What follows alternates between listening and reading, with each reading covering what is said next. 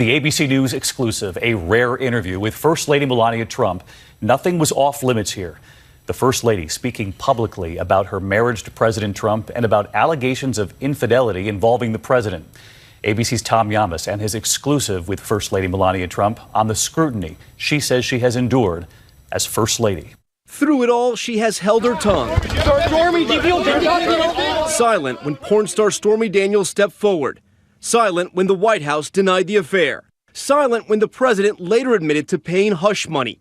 But now, in our exclusive interview, First Lady Melania Trump is finally ready to talk. Melania Trump's months-long legal strategy, engineered specifically to land her case before a judge with a documented history of ruling in the Trump family's favor, has collapsed. The escape hatch is gone. She now faces residency fraud allegations brought by a journalist who has methodically dismantled the Trump legal apparatus at every procedural turn. There is no settlement play, no spin cycle, no jurisdiction to flee to. What's coming is unavoidable. To understand the full weight of this moment, you need the foundation, because what's unfolding here dwarfs anything the headlines are currently reflecting. Michael Wolff, the author of Fire and Fury Inside the Trump White House, is with us this morning. A lot has happened since details of your book just came out. The president, to say the least. To say the least. The president, in response, has felt the need to describe himself as a stable genius. Based on your reporting, are there people inside the White House talking about trying to remove him from office? They're not talking about trying to remove him from office. They're wondering what's going to happen. The people in the White House are like everybody else in the country. What's going to happen here? We don't know from day to day. Michael Wolff is not an opportunistic provocateur chasing clicks. He is the author of multiple meticulously reported books dissecting the Trump White House, works that destabilized the administration's carefully constructed narrative and exposed operational realities it fought aggressively to suppress. He has spent years building a dense network of sources embedded directly inside Trump's inner circle, people who talked, documented, and confirmed. This is not an amateur swinging blindly at a powerful target. This is a seasoned investigative operator who understands exactly where the vulnerabilities are and has already proven he knows how to exploit them. President Trump yesterday said the book is a fake book. He said you are totally discredited as an author. Is everything in the book true? Everything in the book is true. And your response to that? Well, I'm waiting for a nickname. You don't have one? You don't have one yet. I seem to have been. Where's my nickname? Well, he did call it a work of fiction. Stephen Miller continued that narrative over the weekend. There had been reports. I can reliably say Donald Trump has never read a work of fiction. So. Wolff spent nearly 100 hours in direct face-to-face conversation with Jeffrey Epstein before his death in a Manhattan federal detention cell. That single fact reframes everything. He is not reconstructing Epstein's world from court filings, depositions, or secondary sourcing. He sat across from the man, he listened. He asked questions and received answers that exist nowhere in the public record. No news archive, no court document, no congressional testimony captures what those conversations produced. When Wolff writes about Epstein's network, his clients, his leverage, and his relationships, he is drawing from a primary source that is now permanently unavailable to everyone else. That is an asymmetric, informational advantage that no legal team, no PR operation, and no amount of money can neutralize. According to Michael Wolff, the journalist behind Fire and Fury, quite a bit. In a podcast interview, he claimed Melania was very involved in Epstein's social circle. Wolff even says Melania was introduced to Trump through mutual ties to a modeling agency that both Trump and Epstein were connected with. Epstein knew her well, Wolff stated.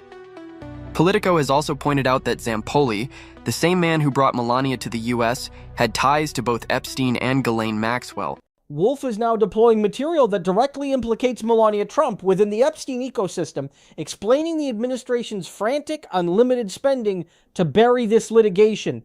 They aren't fighting a tabloid squabble. They are attempting to silence a witness who possesses exclusive, non-replicable intelligence on one of the century's most damaging scandals. Wolff, armed with facts no other living soul holds, refuses to retreat. The lawsuit itself is a federal defamation action triggered by false statements Melania's team issued regarding his Epstein reporting. This carries the weight of sworn testimony and judicial scrutiny far removed from the ephemeral noise of celebrity gossip. Every procedural maneuver here is a high-stakes attempt to control a narrative that could unravel years of calculated obfuscation. Author Michael Wolff has claimed in a lawsuit that First Lady Melania Trump threatened to sue him for over $1 billion in damages if he didn't retract Jeffrey Epstein-related statements he made about her. Wolff said in the lawsuit that Melania Trump's threat to sue came over statements he made to the Daily Beast and in 3 videos published on social media, although he added some statements were incomplete phrases and were taken out of context. The lawsuit came on Tuesday, the deadline set by Melania Trump's lawyer for Wolff to retract statements, issue an apology, and pay damages to his client. Wolff alleges the First Lady's camp, unable to counter his findings with evidence, resorted to calculated character assassination. He is rejecting settlements and NDAs. He is hunting for discovery. His objective is explicit: to depose Donald and Melania Trump under oath, forcing them to answer the Epstein questions they have evaded for years. That testimony is the prize, and every defensive maneuver Melania executes only tightens the noose. When powerful entities face litigation, their instinct is immediate and predictable. Engineer a forum-shopping victory by securing the most sympathetic judge available. This isn't complex strategy, it's survival reflex. I've spoken publicly about aspects of those interviews and the things Epstein said, including things he said about Melania Trump. I was notified the other day by Melania Trump's lawyers that they intend to sue me for $1 billion related to some of those statements. I'm not the first here. They have threatened and sued other people for saying similar things. These are called slap suits.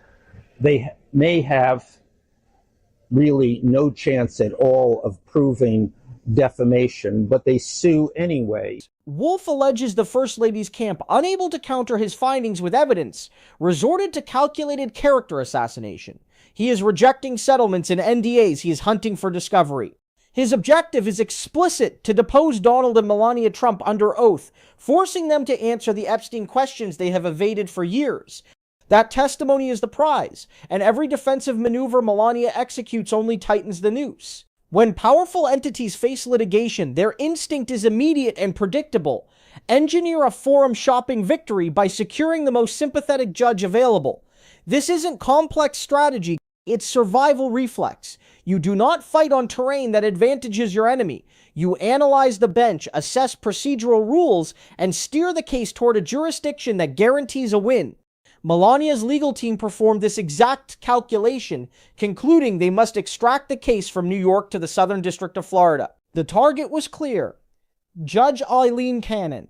Appointed by Donald Trump, Cannon rose to infamy during the classified documents case, issuing rulings so consistently favorable to the former president that even conservative scholars flagged blatant favoritism. She granted extraordinary requests, delayed proceedings endlessly, and ultimately dismissed the case under legally dubious circumstances. To the Trump apparatus, Cannon represents a safety net, a jurist willing to stretch precedent to protect her benefactor. Consequently, Melania's lawyers filed a motion to transfer venue, arguing that as a Florida resident based at Mar-a-Lago, New York was an improper forum. They presented this as a reasonable logistical shift. But here, the strategy collapsed. Wolff's team anticipated this playbook. They knew the Trumps would attempt this procedural stunt, and they arrived armed with a counter-argument devastating in its simplicity. Where does Melania Trump actually live? Not where her tax filings claim, nor where her husband declared domicile for political convenience, but where she physically wakes, eats, and sleeps. The answer, supported by overwhelming public evidence, is New York City, specifically Trump Tower. She is photographed constantly in Manhattan. Her son Barron attends school there. Her social circle and daily routine are anchored in the city. The claim of Florida residency is a legal fiction constructed solely to escape accountability in a friendly courtroom. It is a lie dressed in legalese, and Wolff is prepared to dismantle it. But Wolff did not stop at disputing her address. His filings assert that Melania is actively managing the White House's Epstein damage control from New York. Let that sink in. The First Lady allegedly coordinates the administration's response to the Epstein scandal from Manhattan. And this means the very conduct at the heart of this lawsuit, the alleged defamation and smear campaign, is occurring within the exact jurisdiction where Wolf filed. The plaintiff is in New York, the defendant resides in New York, and the wrongful acts occurred in New York. Under these facts, arguing for a transfer becomes legally untenable. This leads directly to the discovery trap, transforming this from a legal skirmish into a catastrophe for Melania. By formally representing to the court that she is a Florida resident, her lawyers put her residency directly at issue, subjecting them to professional discipline for dishonesty, if false. Wolf's team responded with surgical precision. Prove it. Open the records. Produce phone location data, travel logs, Secret Service movements, tax returns, mail delivery addresses, vehicle registrations, medical providers, and school records. In federal court, when you make a verifiable factual claim central to venue, the opposition has an absolute right to test it through discovery. Discovery is the truth-finding engine of the American legal system, and Wolf intends to run it at maximum capacity. Do you grasp the position Melania has created? By claiming Florida residency, she has unlocked a door that cannot be closed.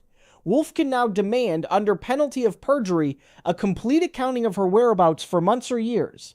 He can subpoena cell tower pings, hotel receipts, restaurant bills, and credit card statements pinpointing her physical presence. He can depose her staff, security detail, and assistants, forcing them to testify under oath about where she actually spends her time. Furthermore, New York boasts one of the nation's strongest anti-SLAPP statutes designed to crush strategic lawsuits against public participation. These laws allow defendants to recover legal fees if they defeat meritless claims, creating a massive financial deterrent for plaintiffs filing silencing suits. Florida's protections are comparatively weak. While this might superficially seem advantageous for Melania, the corollary is dangerous. In New York, Wolf has strong grounds to countersue and seek fees aggressively. Moving to Florida removes these constraints, but also eliminates the procedural shields that might have protected him, potentially giving Wolf new tactical avenues. The assumption that Florida is automatically a friendlier forum is a dangerous oversimplification noted by legal analysts since the motion was filed. The broader reality is stark. Melania Trump, despite her wealth, connections, and unlimited legal firepower, has walked into a trap of her own construction. She attempted to exploit federal geography to find a protective judge, but in doing so, she handed Wolf exactly what he needed. She triggered a residency dispute justifying comprehensive discovery into her private life. She advanced the venue argument so transparently weak it reeks of desperation that she fueled a public narrative, the First Lady fleeing an Epstein-related lawsuit to hide her husband's favorite courtroom. That is political poison, validating everything Wolf argues about the Trump family's relationship with truth and accountability. The case remains in New York. The discovery clock is ticking. Every motion Melania files digs the hole deeper. Judge Cannon cannot save her from a venue she has no legitimate claim to. Cannon cannot shield her from the residency discovery triggered by her own lawyer's false representations. Even if the case eventually lands in Cannon's courtroom, she cannot insulate Melania from the fundamental reality Michael Wolf possesses evidence, holds a strong legal position, and has zero intention of letting this fade quietly. Melania has survived scandals that would destroy lesser figures, maintaining a remarkable wall of privacy. But this lawsuit is different. This time, there is a court with subpoena power. This time, there is a plaintiff with resources and determination. And this time, the escape route she counted on, the safe harbor of a friendly judge, may be sealed forever. The plan was to run, and the door is now closed, and Michael Wolf is waiting for answers. If you like this video, drop a blue heart in the comments to show your support. For more ruthless, data-driven political analysis, subscribe to Republic Signal Derek. I'm Derek, and we'll see you in the next briefing.